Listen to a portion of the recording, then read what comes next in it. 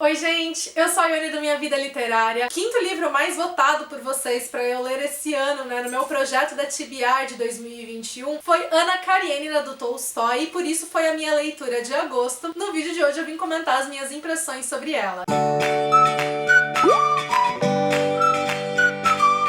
Já começo esse vídeo pedindo desculpas pra vocês caso as ideias aqui fiquem um pouco confusas. Isso porque Ana Karenina tem coisa demais a ser explorada. Conforme eu fui preparando, as coisas que eu queria comentar e anotando, eu anotei muita coisa. Eu vou tentar fazer uma linha de raciocínio aqui, mas talvez eu não seja muito bem sucedida nessa tarefa, porque, de novo, não é algo fácil unir tudo aquilo que está presente no livro. Ele também, óbvio, permite leituras muito mais aprofundadas, com discussões mais profundas, mas a leitura que eu fiz não permitiria esse embasamento. Eu teria que, no mínimo, fazer mais uma releitura extremamente atenta para poder trazer esse aprofundamento todo. E não é minha intenção, também não é o estilo de resenhas que eu costumo fazer aqui no canal. Então o propósito aqui da resenha vai ser trazer ideias mais gerais, uma visão mais geral da leitura, tentando pincelar algumas das coisas que eu pesquei ali enquanto eu lia. Eu fiz a leitura através da edição da Companhia das Letras, que tem tradução e apresentação do Rubens Figueiredo. Inclusive, eu recomendo demais a leitura da apresentação dele, porque ela vai trazer tanto notas a respeito da tradução, do estilo narrativo do Tolstói, que são extremamente importantes ali na construção da obra, além de algumas contextualizações que permitem também uma maior compreensão. Mas alerta, esta apresentação vai ter spoilers, então se você não quer ler o livro com spoilers, talvez seja melhor ler a apresentação ao final, para poder fechar as suas ideias. A minha resenha vai trazer alguns spoilers, sim, da história, porque eu acho que eles vão ser importantes para poder falar algumas das coisas que eu quero a respeito das minhas impressões, mas eu vou sinalizar para vocês quando esses spoilers forem mencionados. Bom, Ana Karenina foi escrita entre os anos de 1873 e 1877. Ele foi em grande parte publicado como folhetim numa revista. Ele foi escrito nessa chamada Era de Ouro da Rússia, em que a gente teve uma grande produção artística e cultural que foi grandemente influenciada por conta da modernização que aconteceu na Rússia no século XVIII,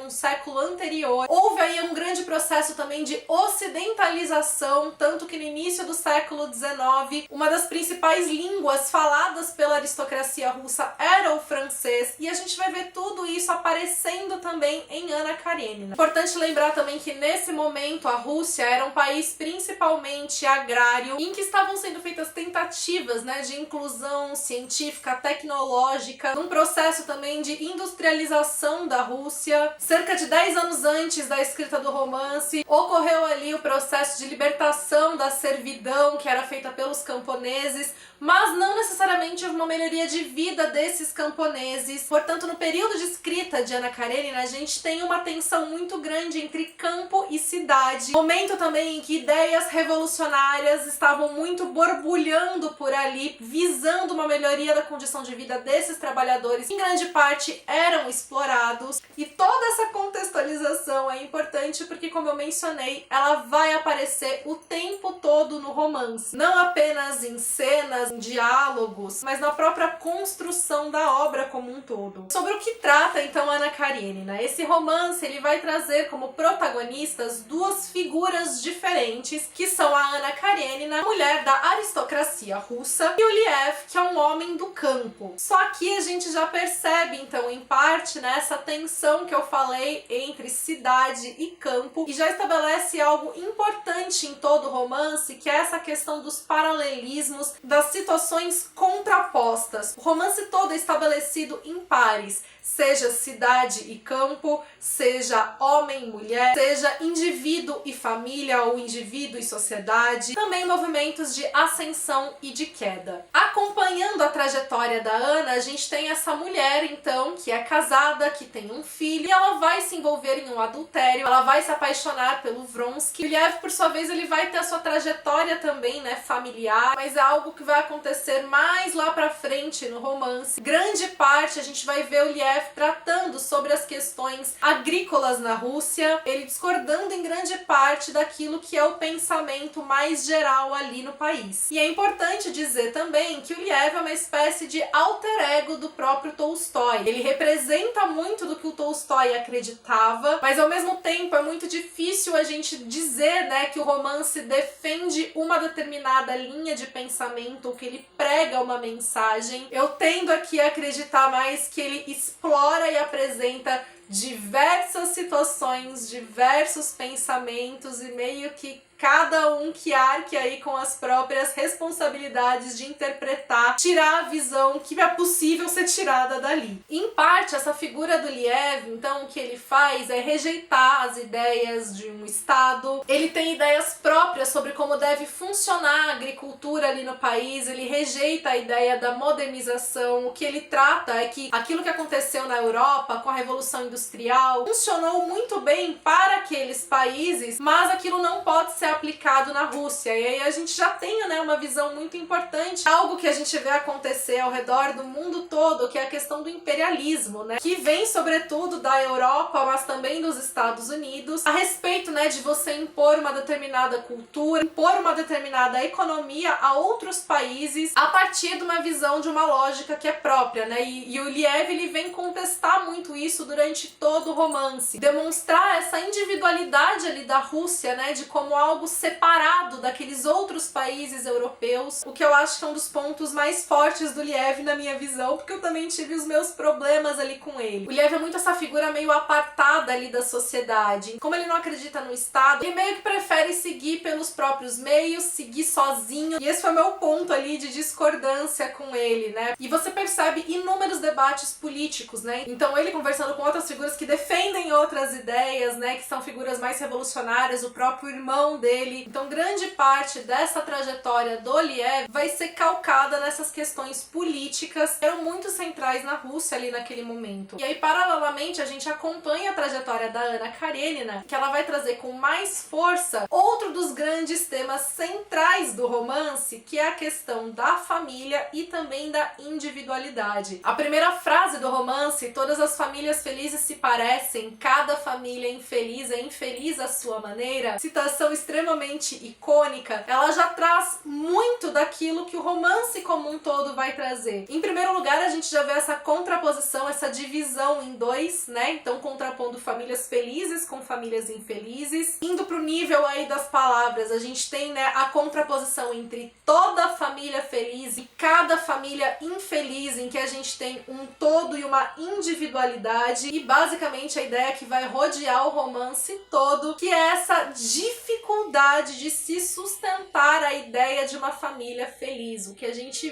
vai ver ao longo de todo o romance é que essa é uma idealização. Eu não tô dizendo aqui que é impossível se encontrar felicidade dentro de um núcleo familiar, mas sim que essa idealização da família como algo sempre feliz, contente, enfim, a ideia da família comercial de margarina é só uma ideia. Eu deixo junto aqui como complemento, né, um vídeo que me ressoou durante toda a leitura, é o vídeo da professora e psicanalista Maria Homem, que é um vídeo disponível no canal Casa do Saber, que traz a ideia da família como fetiche. E o que constrói essa ideia, né, tanto presente, né, no vídeo que eu tô recomendando aqui, quanto na própria obra. É esse embate das diferentes individualidades, né, as individualidades que estão sempre em busca de algo, que vão o tempo todo se contrapor entre si. Então quando você tem individualidades aproximadas, como dentro de um núcleo familiar, é praticamente impossível não sair um conflito dali, porque cada um tem a sua busca própria. E a gente vê isso não apenas em diferentes representações de famílias que aparecem, todas elas enfrentando ali os seus conflitos. A questão do adultério não está presente só entre a Anna e o Vronsky. O livro já começa, né, demonstrando uma família sendo afetada por um adultério, que é a família do Stepan Arcadievich, Arkadich, que é o irmão da Ana Karenina. E a gente vai ver esse movimento, né, de ascensão e queda por todo o romance. Então, mesmo a Ana e o Vronsky enfrentando inúmeras dificuldades, eles têm também, né, os seus momentos de felicidade, os seus momentos de plenitude. E em grande parte, quando a Ana e o Vronsky estão nesses momentos de ascensão, de plenitude, a trajetória oposta, que é a trajetória do Liev, tá num movimento contrário, né? Então, dificilmente a gente vai ver todos eles num mesmo nível, digamos assim. E mais do que essas situações, outra coisa que aparece, né, algo que também aparece para reforçar essa ideia, né, das repetições de algo que vai acontecer em mais de um lugar, aparece também no próprio texto, algo apontado pelo Rubens na apresentação a respeito dos termos muito repetidos utilizados pelo Tolstói, que em outras traduções do romance às vezes isso se perde porque são utilizados sinônimos para evitar essas repetições, mas como elas são muito visíveis ali, né, no original, a gente não pode pensar que foi um descuido do Tolstói. Então, se havia essa intenção do uso das repetições do vocabulário, qual seria esta intenção? E não só uma ênfase, se pontuar aquela ideia que está sendo repetida, chamando a atenção do leitor para aquilo, mas também para essa ideia presente em todo o romance, que são essas repetições de situações, repetições de conflitos. Pessoas que horas vão se aproximar e horas vão se repelir. Isso se repete o romance inteiro. E algo que chamou demais a minha atenção na leitura, e aí a gente vê também, né, como é incrível a relação da literatura com o seu contexto histórico, quanto ela traz, né, das indagações dos sujeitos que ela representa. É o fato de que esse é um livro que explora demais a subjetividade de cada personagem. Isso está muito presente também na técnica de monólogo interior, que é utilizada diversas vezes aqui. Vale dizer que essa é uma técnica também que naquele momento não era um recurso tão aplicado assim pelos escritores, mas de qualquer maneira, essa técnica presente aqui, ela apresenta a todo momento essa interioridade dos personagens, o que cria não só uma conexão muito grande com a gente que tá lendo, então torna muito mais fácil da gente se conectar a essas inquietudes que os personagens trazem, mas eu acho que fala muito também, né, do sujeito daquele período. O livro terminou de ser escrito ainda entre a década de 1870. Lá no comecinho da década de 1880, em outro país, a gente tem o surgimento da psicanálise com Freud. Então, assim, não é que Ana Karenina, né, ele tenha algo da psicanálise porque ele é anterior a ela, mas ele retrata inquietações de uma sociedade que foram percebidas e capturadas por Freud a ponto dele vir estudar aquilo. E a força dessas individualidades ao longo de todo o romance é que vão causar em grande parte a tensão existente nele. E aqui eu entro, né, na discussão a respeito do título, né, trazer possibilidades do porquê esse livro se chamar Ana Karenina, se a gente levar em consideração que ela não é a única protagonista do romance, ela divide esse papel aí com o Liev, e vale dizer também, embora os dois sejam considerados os protagonistas, os pontos de vista dos dois não são os únicos presentes ao longo do romance. A gente tem passagens que são narradas pelo ponto de vista de outros personagens, inclusive o livro começa com a perspectiva ali da família do Stepan Arkadich. Eu não lembro se começa com o ponto de vista dele ou da esposa dele, que é a Dolly, mas não começa com nenhum dos dois protagonistas, né? Eles vão aparecer um pouco depois. Mais do que tudo, a Ana Karenina mesmo, ela só aparece em mais ou menos 8% ali do livro. Considerando uma outra edição física que eu tenho aqui, que não é a da Companhia das Letras, uma edição com mais ou menos 740 páginas, a Ana vai aparecer pela primeira vez lá pela página 65. E aqui, gente, eu vou começar a dar spoilers, então se você não quiser assistir, pule essa parte. E a última aparição que a gente tem da Ana é mais ou menos lá pela página 705, então ela tá ausente do final do romance também. Mas ainda assim é o nome dela que dá título a essa obra. E aqui eu acho, né, que as hipóteses de título, elas vão variar muito também com o tipo de cada leitura que a gente vai fazer. Então a trajetória da Ana termina com um suicídio que na verdade já é prenunciado ali no começo. A primeira aparição que a gente tem da Ana no livro é ela chegando em um trem, e que é o primeiro momento também em que ela e o Vronsky se veem, né? Então quando eles cruzam ali, ela saindo do trem e ele entrando, logo após esse momento a gente tem um homem que é atropelado por um trem e ele morre. Então o trem e a morte, né, acompanham a chegada da Ana à história, e é exatamente assim que ela se suicida ao final. Além de eu adorar esse recurso, né, de uma história circular em que um ponto começa e termina no mesmo lugar, a gente pode interpretar essa morte da Ana de diferentes maneiras, e eu acho que cada uma dessas diferentes interpretações afeta também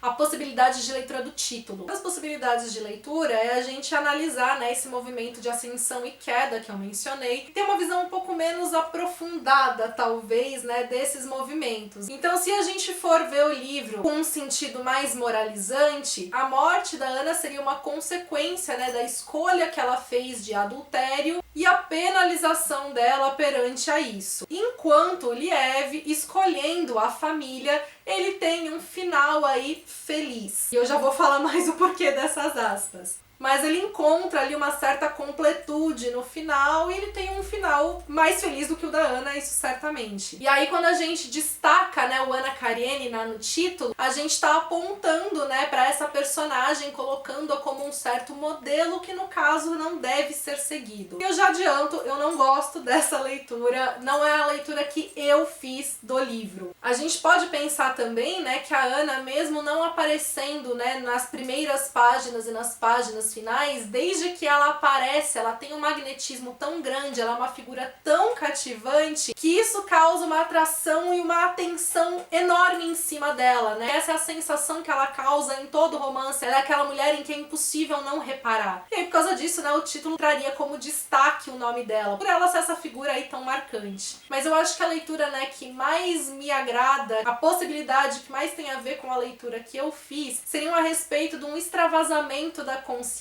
né? Então, se a gente pensa que a Ana não aparece no começo, não aparece no fim, ela está no meio aí das páginas, fazendo uma viagem, talvez, né? Isso diz muito a respeito da nossa própria individualidade, né? Porque nós somos rodeados de algo externo e o que está dentro de cada um de nós, o que estaria no interior, o que estaria no meio, seria, né, a nossa consciência, a nossa inconsciência, a nossa subjetividade. E eu acho que o livro traz muito desse extravasamento dessa subjetividade para o exterior, dos personagens em conflito e em sofrimento e em agonia o tempo todo por conta disso, por conta de muitas vezes não compreender todas essas indagações que passam dentro de nós. E aí, de novo, né, isso tudo é antes da psicanálise, não era possível ter terapia ali naquele momento, a importância da terapia, gente. Mas brincadeiras à parte, o suicídio da Ana, pra mim, mais do que algo moralizante, do que um final nesse sentido, é a conclusão de uma pessoa em agonia que não vê saídas, não vê respostas. A visão que a Ana tem ali naquele momento é de que essas agonias vão se continuar se repetindo, porque é isso que acontece o romance inteiro. É uma cena extremamente impactante, justamente porque a gente sente o momento dela de compreensão da desilusão, em que ela não vê mais saída pra absolutamente nada. E o Liev, né, por sua vez, ele acaba encontrando uma certa completude aí no seu final, em que ele vai ter um insight espiritual, em que ele encontra um certo conforto religioso, em que aquilo parece esclarecer muito da vida para ele. E aí é nesse sentimento, né, dessa conformidade com esse pensamento que o livro termina. Mas ao mesmo tempo, o Tolstói deixa brechas ali para mostrar pra gente que talvez a coisa não seja bem assim. Liev, ao mesmo tempo em que ele tem essa compreensão, ele percebe que ele ter essa compreensão não exatamente impacta nas atitudes dele. Então ele continua sendo um homem impaciente, ele continua sendo um homem com seus defeitos, e isso acaba sendo também, né, um indício de que muito provavelmente as angústias que o acompanham vão continuar o acompanhando. Os conflitos que ele tinha no casamento vão continuar acontecendo também. A gente só não vê isso acontecer porque o romance se encerra naquele momento. Mas há aí uma expectativa, né,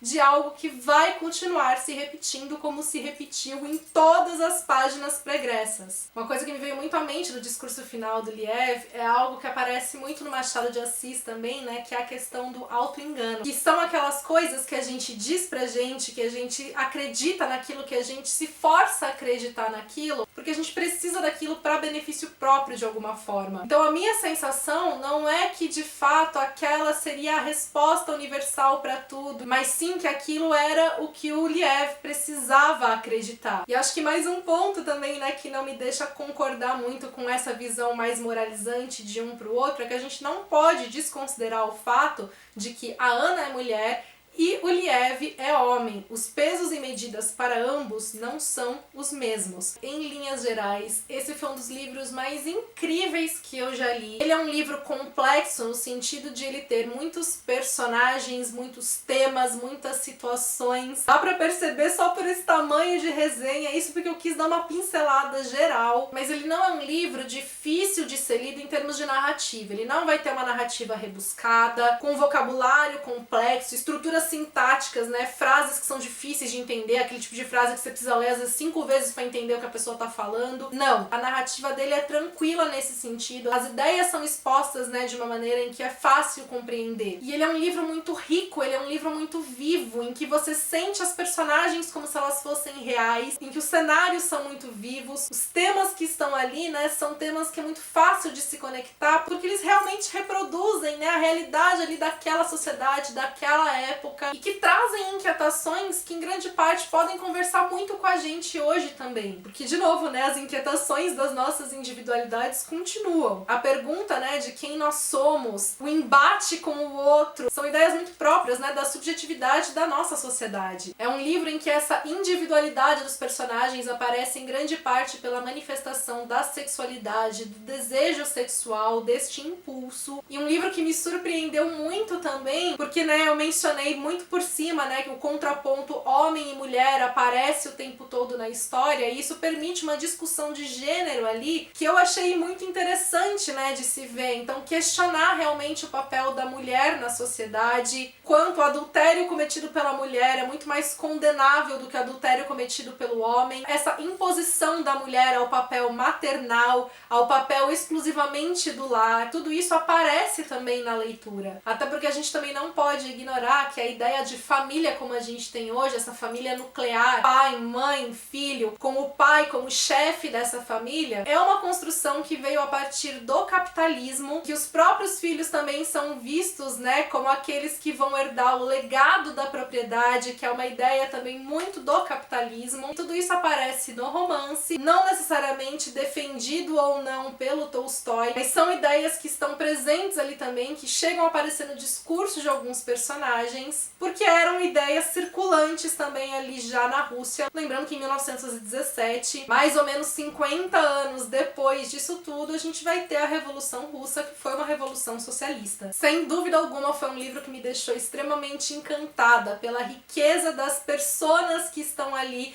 pela capacidade de envolvimento que a leitura me trouxe, e que eu deixo de recomendação para vocês, sendo sempre que possível aquele livro para se ler sem pressa, podendo degustar tudo aquilo que ele vai oferecer, porque é muita coisa a ser oferecida. Se você já leu, deixa pra mim aqui as suas impressões. Se você não leu, ficou com vontade, me conta aqui também nos comentários. Vídeos de resenhas costumam ter menos visualizações, ainda mais vídeo resenhas longas como essa. Então todo engajamento de vocês aqui é muito bem-vindo para ajudar no meu trabalho. Pra quem é novo por aqui, aproveita para se inscrever, ativar o sininho para não perder nenhuma notificação. Me acompanha também nas demais redes sociais, que por lá a gente tem um contato mais próximo. Beijos pra todo mundo, até o próximo vídeo.